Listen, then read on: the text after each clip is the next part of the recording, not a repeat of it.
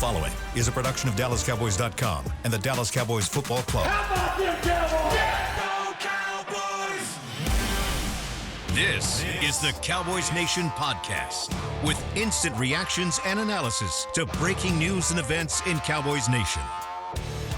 This is Podcast Nation coming to you live from Indianapolis, Indiana. Nicole, Hutchison, Kyle Youmans, and the one and only Dave Helman. Yeah, I should have did a drum roll. Y'all are very familiar with him. But now with The Athletic, thank you, man, for joining us. We appreciate you always. You look like that. It feels so good to be back. Is it nostalgic yet? Yeah, of course it's nostalgic. Look at us. We got these are the same headsets. Hell Yeah, it is the same headset. We got the same headsets. Alex is here shooting us.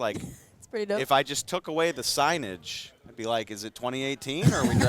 Are we drafting Leighton Vander Esch this year? What's going on? We could go find the old draft show backdrop in the closet if we need to. Dane's here. Actually, yeah, we could make so it is happen. Brian. So is Brian. We can make it all Bring the happen. whole crew over here. Get the old draft show together.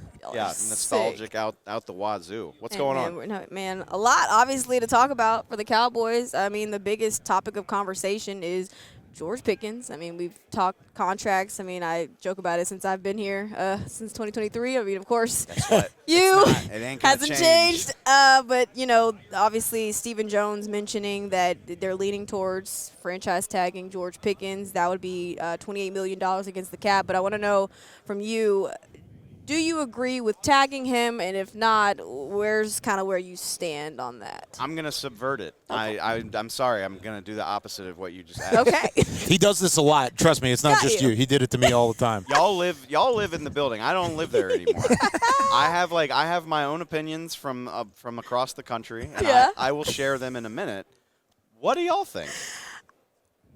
I get frustrated because we have been here before with the whole contract situations, and I bring up CD Lamb, I bring up Dak, of course, but even though they weren't, tag situations, it took so long to get things going offensively when the contracts, of course, kind of took center stage, so to speak.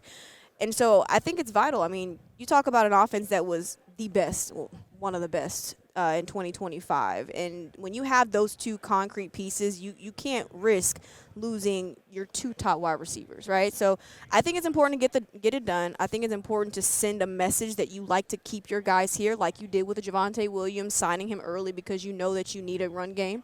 And you hadn't done that necessarily with running backs in previous years. But still, yeah, I think it's get it done so you send the message and you keep your offensive weapons here. Yeah, I'm in the same boat. Don't touch the offense. Do what you got to do. I think from a money standpoint, it's interesting because the league itself doesn't see the value in George Pickens like the Cowboys see the value in George Pickens because they saw what he did to this offense. They saw what he did with a capable quarterback behind center. And the money is going to be where there's some back and forth because is he going to be a reset of the market closing in on $40 million because Jackson Smith and Jigba's got a deal coming up. There's a couple other wide receivers that have deals, Puka Nacua being another one. I think you're probably a notch below that, but you're probably right around the same level of what CeeDee Lamb's contract was, around $30 million a year on average. And if that ends up being the case, you're paying two wide receivers $60 million AAV over the next couple of years. So I think the tag is a foregone conclusion just to get the money stuff figured out. Yeah, you're going to tag him. That's going to happen. That's part of it. The tag, I used to say that I got a lot of practice saying this because the Cowboys do it a lot. The tag is just a placeholder. That's exactly what it is. The tag is just to keep other people from competing with you. Yeah. My answer to you, and I know you're just presenting the argument. Sure.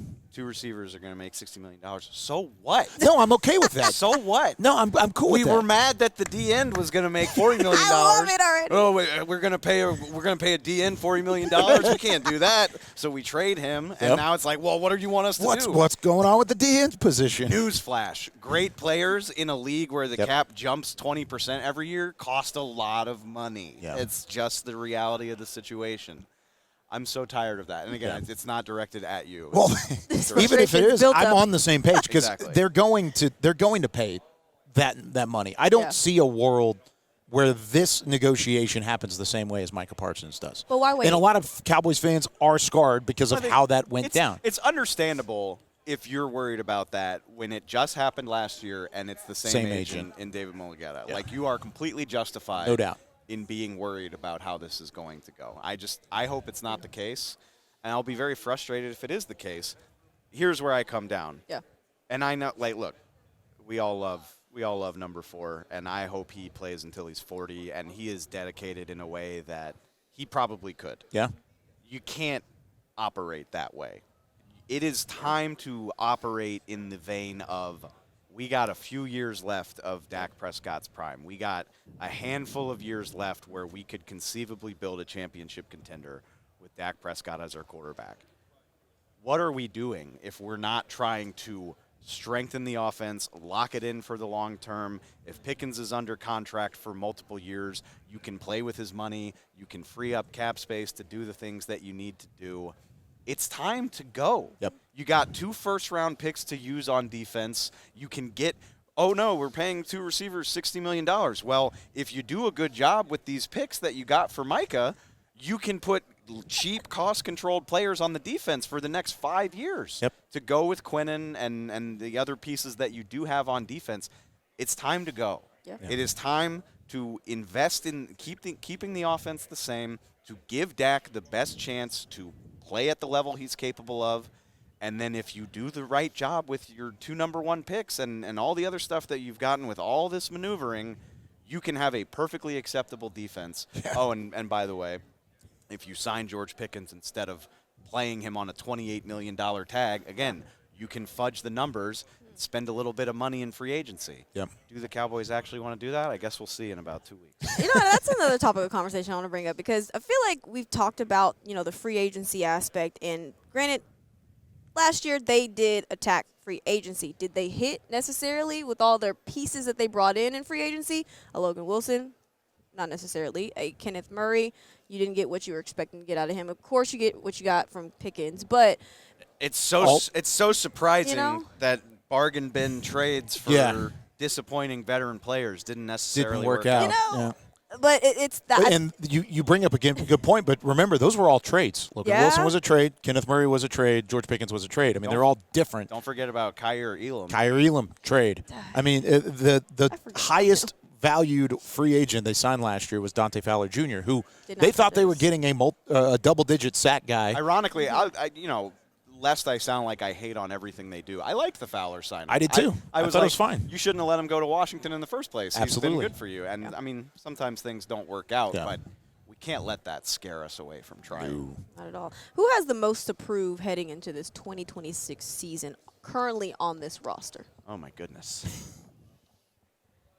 A lot. No, I'm trying to turn my cowboy brain back on. I'm curious, and again, I would love to hear y'all's take on it. I think he probably played better than the narrative would imply. I'm curious about Terrence Steele. If you look at it from 50,000 feet, and you're like, Terrence Steele probably hasn't lived up to that contract. The Cowboys could probably cut him if they wanted to. If they were looking to find money in the couch cushions to do other stuff, one way to do it. They probably could. But again, if we're trying to maximize and be better over this next 2 or 3 year window, are you better without Terrence Steele? And you're creating problems for yourself. Would you move Tyler Guyton to right tackle, or do you have to find a right tackle? And so I guess I would say him, because I'm sitting here saying, I eventually come down on it where I'm like, I think you're probably better off just leaving it alone. But do they feel that way? And if we're talking that way about a guy that makes what he makes, then it's on him to change that narrative. Okay. Oh, go ahead. I'm interested here because you talk about turning on the cowboy brain, because you never quite turn it off, because that would have been my answer too. So Terrence Steele's right there. But just talking in general, and since you do cover the league at such a wide range from what you used to, is it as severe with other franchises across the NFL, the lack of interest in free agency and the trade or the draft and develop sort of scenario? Because at least to this point, it feels like there is momentum to be aggressive this offseason in free agency or trades or whatever it may be, and then you got the 2 first-round picks. So right now, all signs are pointing toward a shift in thinking, not just draft and develop, but they're going to have to press go on this thing at some point. Is the Cowboys, or are the Cowboys as a whole, different than the 31 other organizations the more that you've gotten to cover and know them. Absolutely. There are a handful of teams that do this. Ironically, this is not the time to talk about them because they traded for Micah Parsons. The Packers are famously a team that loves to stay within their own house and draft their own guys. I think I read the other day that over the last 5 years, they've only brought in like 9 free agents. Like they don't do it. Although I will say, when the Packers decide to do it, they get pretty wild with it. Like they'll trade for Micah Parsons. They'll sign Xavier McKinney. They signed Zadarius and Preston Smith several years back. So when they are willing to do it, they cannonball in. Yeah. I do think the Cowboys are pretty unique in the absolute lack of willingness to invest real money. And I think most other fan bases, there are a few, like I said, like there are a few teams that sort of do it this way. But most fan bases have a high degree of confidence. Maybe we're not going to go spend $100 million on March 9th, sure, but they have a high degree of confidence that like we're going to invest in 1 to 4 pieces that will make a tangible difference for our team. And we're at, I think, 12 years of the Cowboys just not being willing to play in those waters. I mean, the year before I got to Dallas was the year that they signed Brandon Carr. Yeah. And it was a big deal. Big deal, yeah. And I remember I got there for Brandon Carr's second year, and it was like, okay, like he was pretty good, but how do we get more out of him? And they didn't spend a lot of free agent money that year, and I was like, well, that makes sense. They just spent all this money like a year ago. Yeah. And here we are, like 12 years after that, and they still haven't. They're just like, done it. Never again. Never again. I think we all agree they need to attack free agency. They've got to hit on this draft. And since we are here at NFL Combine, got to ask you, who are some of the guys that have impressed you that you're looking forward to seeing come drills time, and that possibly the Cowboys could be interested in? I was thinking about this. I figured we'd talk about it, and I'm excited for Cowboy fans this year. And I know they have pick 20. That is good too. But 12 is premium pick. 12 is really exciting for the Cowboys, in my opinion, because I was doing the math on this. Okay. All right, let's just talk about it. You got Fernando Mendoza. Yep. You got Jeremiah Love. You got probably, we'll say 2 receivers just to be conservative, because Jordan Tyson's dealing with an injury. Who knows how that'll affect things. So we'll say 2. So that's 4. Spencer Fano. 5. Francis Mauigoa. Yep. Couple tackles. I just said 6 names that are not going to be Dallas Cowboys. Yeah. So now do the math on what that means for who will be available. Somebody named Bain, Styles, Downs, Bailey, they'll be there.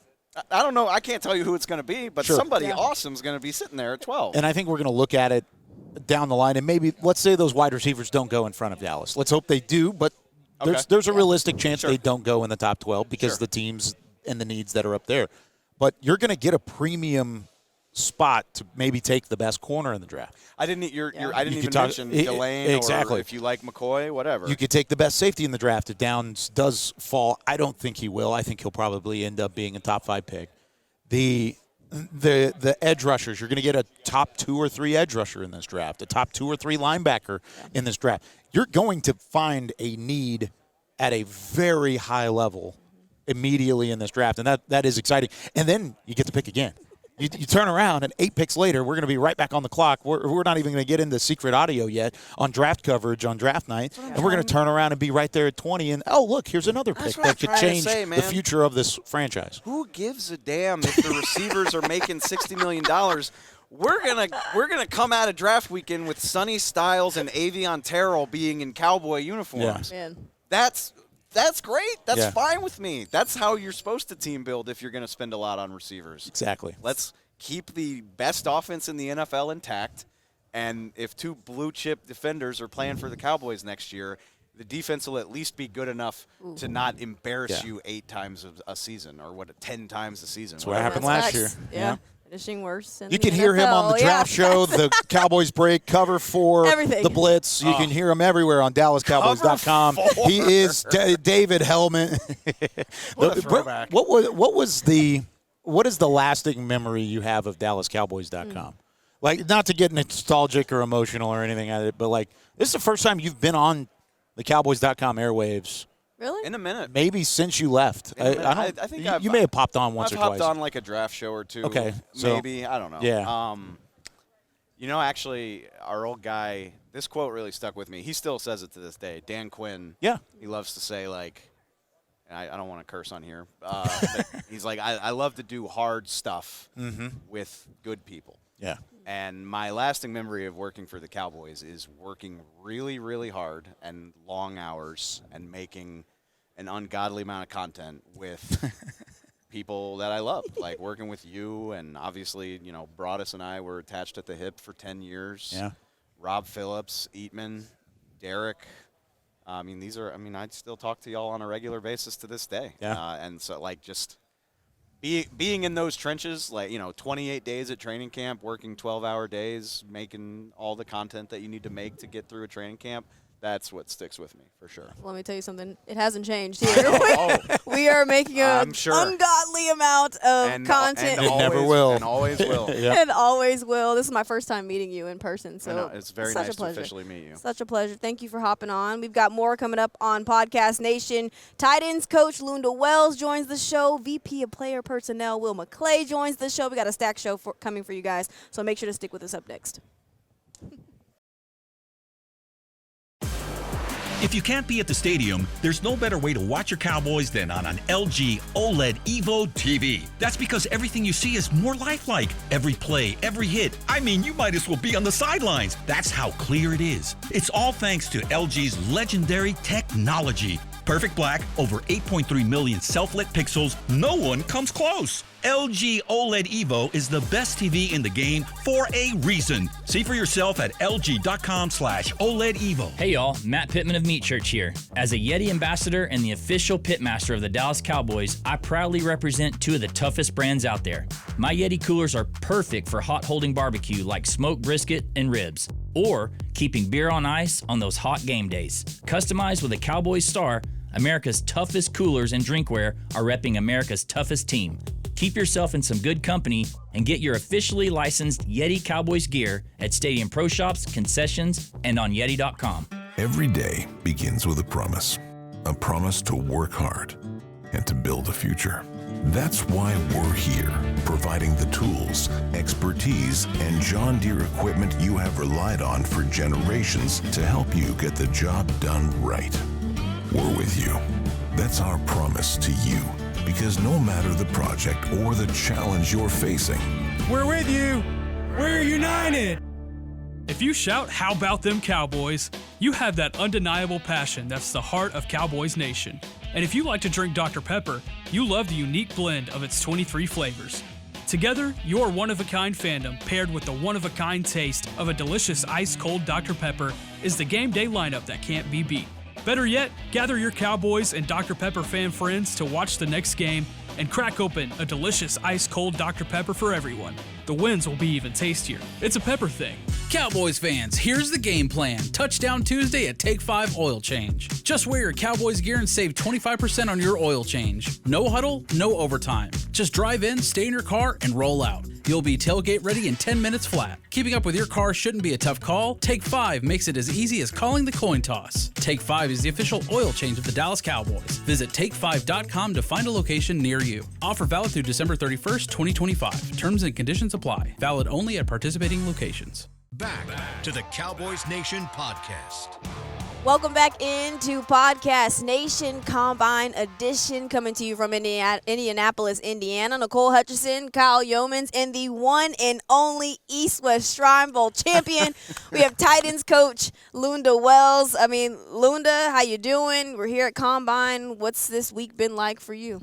Doing great. It's another great opportunity to be here at the Combine, to see the new class coming out and get the evaluation process started. Again, it's always a good time of the year because, again, it's like you're going shopping for new cars and trying to find the right car to fit in the right garage. And so it's a great time here in Indy. Now, we are going to get into what cars you already have in the garage, too, with the Cowboys and in your tight end room. But I do want to talk about the experience you had at the East-West Shrine game. You got to be the head coach of a winning team and piece together among incredibly trying circumstances. Ice storm hits.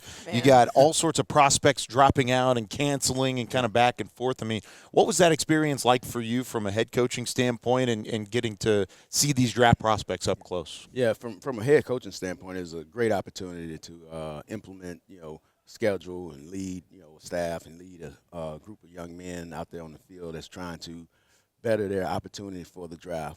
In terms of what it gives you as a coach, you get a chance to see them in their purest form in terms of football. And on the grass and in the meeting rooms, in the training table.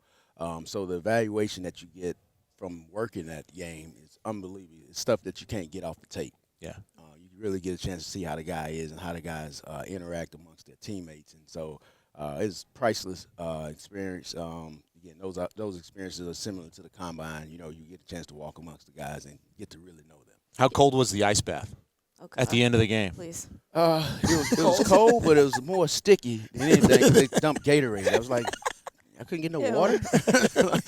You couldn't give me a break? I just got this wardrobe. I just got the hoodie and everything. Yeah, but it was good. I'm telling you, the guys, I really think, had a really good time, and I really feel like the guys that stayed with us the whole week improved and gave themselves a great opportunity to get even more evaluation. Talked about the head coaching experience. What's the biggest takeaway that from that process that you can now help or can help you in your current position and kind of help you grow? It's really an affirmation of just scheduling. You got to if you're leading some people, it's no different when Coach Schottenheimer puts out his schedule for us, setting your schedule within his schedule for your group, and so that you can maximize the time in the day and maximize the time that you have with those guys. So what's the scheduling process and how has it changed for you now that you have used that experience to kind of help you? Again, we hadn't had our guys in yet.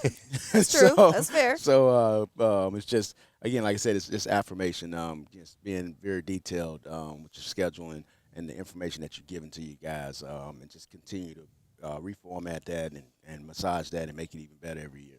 What does it mean to you to be one of the most tenured coaches for the Dallas Cowboys this year? I mean, you're going into, what is this, year 6? This is year 7. Year 7. So year 7 with the team. There's nobody else on the squad that has had that longevity that you've had. What does that mean to you to hear that? Honestly, I really look at it as, hey, I don't look at it as luck. I just look at it as blessings, from the man up above, because, again, luck kind of runs out and blessings continue to flow. And so I really I don't look at it as, hey, I'm the longest tenured. I just look at it, man, I'm highly blessed. Yeah. You've along that tenure, you've had the 2 different head coaches. Brought in under Mike McCarthy, continued with Brian Schottenheimer. How much have you seen Coach Schottenheimer grow over the last year and change since becoming the head coach and really accepting this role and trying to learn with it himself? Again, he's done a phenomenal job in terms of implementing how he wants to do things, implementing his messages, and really putting together a staff that can work together. The chemistry, and he's still continuing to readjust and make changes to the way that he's doing things, and he's always trying to make it better. And so he's done a great job. I want to start diving into this tight end room because you've had the luxury of having some quality guys in that room. Jake Ferguson, Brevin Spanford taking that next step from year 2, so to speak. Where would you say you need them to take that next step heading into 2026? Again, like for every year, I get asked that question in terms of the next step, and I keep leaning back to consistency. Because, again, it's not good enough for you to just do it well one year. It's about the longevity. And in order for you to have that longevity, you got to continue to keep inputting and reevaluating and making better how you go about your business. And so the next step for those guys is just to continue to be consistent, attack every year as if it was year 1 and you didn't know anything and you didn't accomplish anything, because every year is different. You just can't turn the page and just rewrite it the same way. You got to continue to try to make it better and find unique ways to get better, because, again, these guys, initially they was young. Now they got miles on them. They have tape on them. And so they have to understand that teams are going to attack them a certain way and play them a certain way and based upon what they've done in previous years. And so you have to put more into it and try to stay ahead of the game. Speaking on consistency, Luke Schoonmaker is a guy that I know both coaching staff, Cowboys fans alike wanted to see more out of over the last couple of years. But this past year felt like the consistency stuck for Schoonmaker, and he's now going into a contract year, final year of his rookie deal, which that flew by really quick. I know it did probably for you too. It goes fast. How much have you seen him take steps, and what do you want to see out of Schoonmaker going into this season? Again, sometimes, I was told this early on when I started coaching tight ends. It's really and truly, for the most part, more so on the average, it takes 3 years for these guys to really see what you got in a tight end, because again, the tight end is asked to do so many things, not just mentally but physically. And so in year 3, the best thing he did was his cleats stayed on the grass. He was healthy through the all season. He was healthy through training camp. He was healthy through the season. Did a phenomenal job with his training regimen to get himself in a position to stay healthy. His athleticism has grown, and then his grit. His mental toughness and his physical toughness has grown. And so I'm really excited about him in year 4, trying to max out the opportunities for him so that he can showcase the abilities and all the hard work that he's been putting into it. And staying on the same lines of growth and consistency, I want to talk about Brevin Spanford, because coming out of Minnesota, he was that blocking tight end, and I feel like he really grew in that receiving aspect. What did you see from him this year, and where are you expecting him to kind of take those next steps in that aspect? Brevin, early on I saw a guy that's very diligent, and he's very routine based. I mean, he's in the weight room every morning at 7 o'clock, stretching and rolling out, and so that right there set the table in terms of this guy right here is going to continue to ascend, and so you got to make sure that you continue to be very intentional with what you give him, and he's done a phenomenal job. I mean, he's a gladiator in the run game, and he shows the ability to be able to stretch the field vertically, and he owns his role, and not only owns, he dominates his role. And so we talk about in our room, hey, when mama put food on your plate and you eat all your food, right? Next time around, mama gonna do what? Put a little bit more on your plate. More on the food. And so we just got to try to do it better. We just got going into this year in terms of for his growth is trying to put more on his plate to see if he's going to eat it. Is there going to be more on the plate for you to eat in terms of draft prospects this year?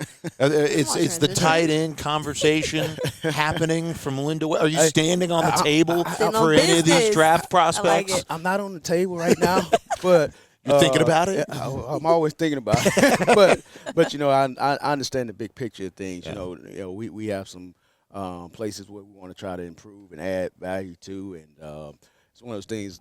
Whether or not we take one or not, you got to do due diligence in terms of the evaluation process for these guys, not just for this moment in time, but down the road. Because this is the only time you really get a chance to choose them and get to know them. Because if they circle back around in free agency, it's on a different scale in terms of, hey, what are we going to pay you? So I'm just excited about the process of evaluating this young class, and I think it's a really good class that's going to have some guys that play in the league, top to bottom, in terms of from the first round all the way through free agency. What have you seen from some of these prospects in the class so far?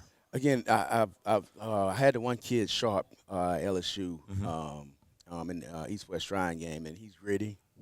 He's built the right way, and when you look down the list, the measurables are really good so far. So I'm excited to see how these guys work out. I'm excited to really continue to dive into the film on these guys, and then go through the process of getting to know them, because I'm really big on trying to get to know the guys as a person. I'm intrigued. When you evaluate tight ends, where do you start, and what does an ideal perfect fit look like for you? Biggest thing when I'm evaluating, when I come on the tape, I want to see their play style. I want to see if they tough. I want to see if they gritty, because again, football is a tough, gritty sport. Yeah. And they're asked to be gritty. They're not just asked to just run routes. And I want to see if they're at least willing to be tough and gritty. That's the first one. Because if they're gritty and they're tough, we can kind of handle the rest of the stuff. All right, well, this is why we have Lunda Wells here on the show, man. Lunda Wells, Cowboys tight ends coach, East-West Shrine Bowl champ. That's how we do it over here on Podcast Nation. All right, we got more coming up for you. We've got Will McClay joining the show up next. Make sure to stick with us. At AT&T, we guarantee our network so you can talk college football with your BFF while taking Buster to the vet. Hey, yeah, I can't believe he ate the whole thing of chicken wings. And I can't believe we're staging a comeback. Touchdown! Yes! Staying connected matters. That's why in the rare event of a network outage, you'll automatically get a bill credit for a full day's service. For wireless downtime lasting 60 minutes or more caused by a single incident impacting 10 or more towers, must be connected to impacted tower at onset of outage. Restrictions and exclusions apply. See att.com/guarantee for full details.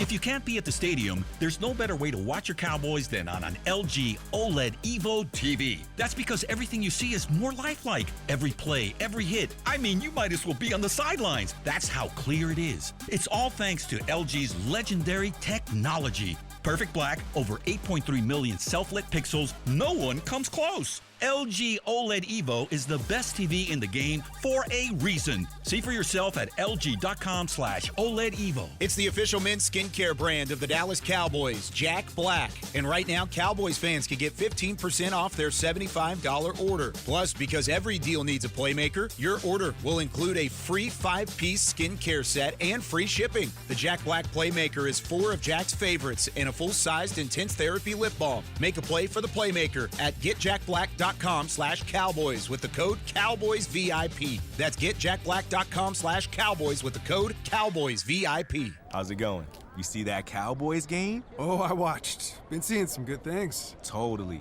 They have some talent. Yup, some great talent. And they got some fight. Hoping this is the year. Me too. Oh, I'm Cody, by the way. I'm Travis. Nice to meet you, Travis. Go Cowboys. Go Cowboys! Make a new friend based solely on their shirt choice. What would you like the power to do? Bank of America, the official bank of the Dallas Cowboys. Copyright 2025 Bank of America Corporation. From the field to the festivities, Lucchese embodies the essence of luxury and tradition. Handcrafted with meticulous precision, each pair offers unmatched comfort and style. Stand tall while you're tailgating or cheering in the stands with the Dallas Cowboys collection by Lucchese. Shop the collection today at the Lucchese store at the Star in Frisco or online at lucchese.com. Lucchese, the official boot of the Dallas Cowboys and Dallas Cowboys cheerleaders. Back to the Cowboys Nation podcast.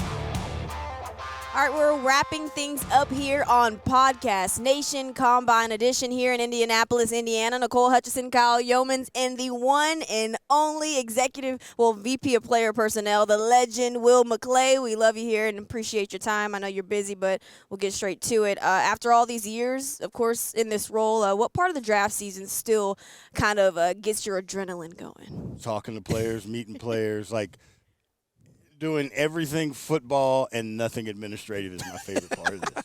It truly is. Love it, Kyle. Yeah, you talk about the on-field stuff here at the Combine, and, of course, a lot of our listeners like to know the behind-the-scenes element of how it works. I mean, how much does your team put stock into the drills at the Combine and into the on-the-field stuff as opposed to what you hear off the field? Well, on-the-field part is extremely important, and how do you value the drills? There's nobody chasing it. How do you – it at least confirms or makes you question what you saw. It just makes you dig a little bit further.